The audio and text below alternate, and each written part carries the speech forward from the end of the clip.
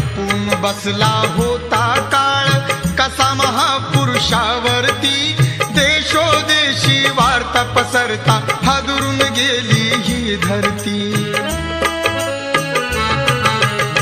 काळजातील हंस हरपला दर्याला आली भरती, सूर्य बुडाला अंधार झाला म्हणून जनता ही झुरती।